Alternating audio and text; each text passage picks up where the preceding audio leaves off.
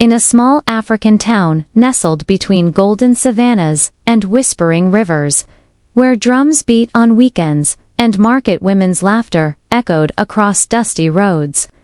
There lived a woman named Adjoa, whose life had become both a tale of admiration and gossip, for at the age of 45 she was still single, childless, and independent.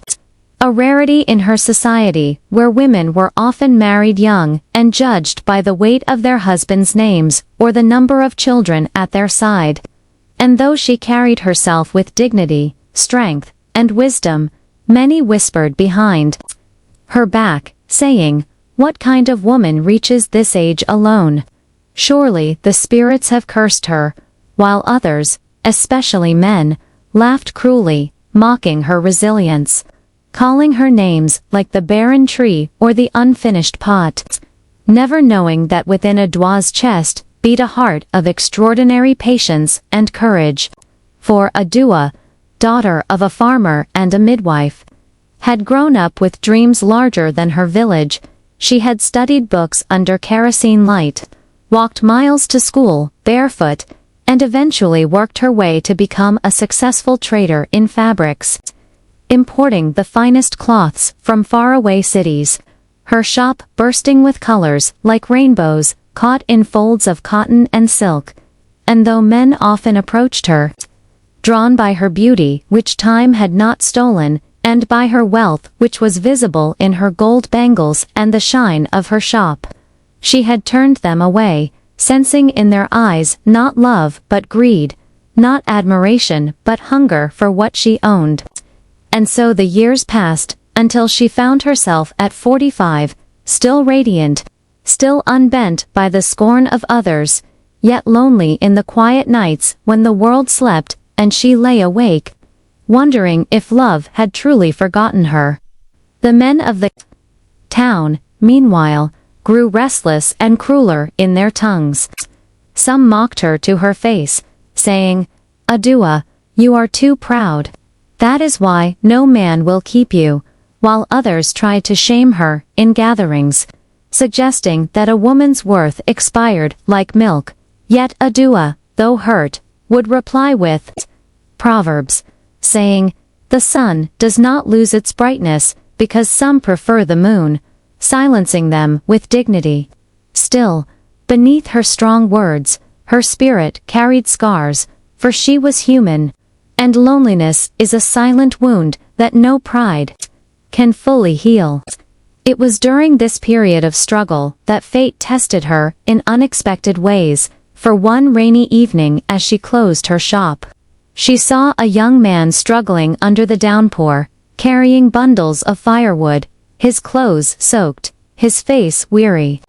Though he was no customer, she felt compassion and invited him into her shop's shelter, offering him warm tea and food, and he introduced himself as Kwame, a carpenter who had recently moved from a distant village in search of work. Their conversation was simple yet filled with laughter, and for the first time in years, Adjoa felt seen not as the single woman, but as a human being whose words and presence mattered. She hired him to make shelves for her shop, and soon he became a regular figure in her life, humble, hard-working, respectful, and never once mocking her status. And as weeks turned to months, the town began to buzz again, this time with different whispers. Could Adjoa be falling for a younger man? For Kwame was 30, strong and handsome, and gossip in the village was as quick as wildfire. But not all men were content to watch her find joy. For some, jealous of her independence, and angry that she had rejected them in the past, began to scheme against her. One merchant, Kofi, who had once asked for her hand only to be turned away because of his arrogance, spread rumors, saying, "Kwame is only after her wealth. Mark my words, he will leave her with nothing," and others joined him, mocking Kwame for loving a woman older than his own mother, calling him the boy who chases his grandmother's shadow. The cruelty was sharp, cutting both Adwo and Kwame, yet they endured. For Kwame would hold her hand and whisper, "Let them speak. 4 tongues are free, but our hearts are ours," and those words became her comfort. Still, the weight of society pressed on, and soon even family members came to her, urging Adua, "Stop this shame. No one will respect you if you take a man so much younger. Better to remain alone than to invite laughter upon us." And for the first time in her life, Adwa broke down in tears, feeling trapped between love and the judgment of her world. The story reached its climax one fateful festival day, when the entire town gathered in the square for the annual harvest celebration.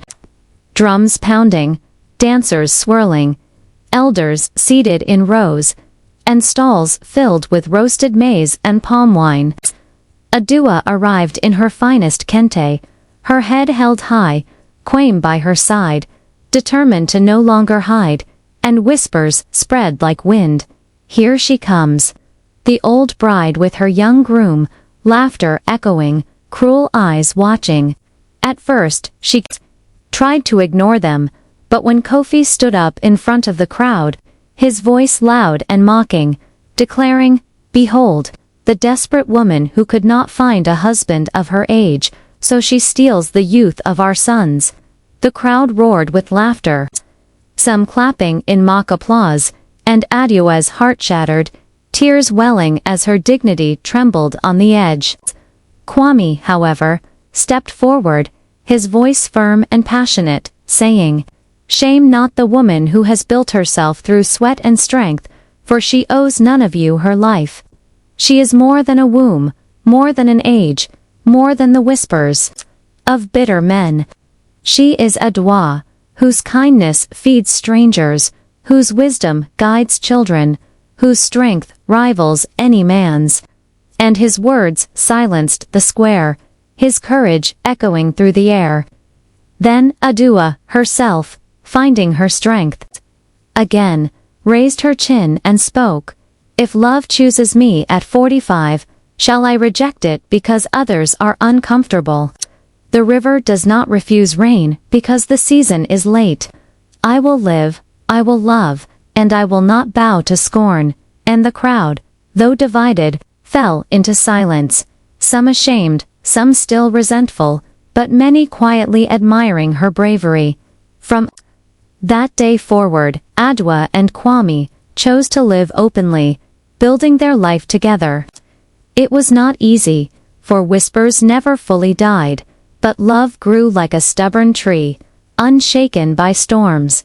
Years later, when Adwa bore a child against all odds, even her fiercest critics bowed in awe, for the woman they had mocked as barren and cursed now carried new life.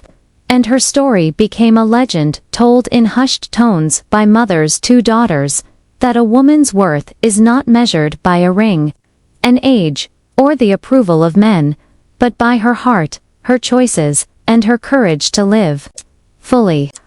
Thus, the folktale closes with a moral sung, like an old proverb. The tree that blooms late still gives shade. The river that runs slow still quenches thirst.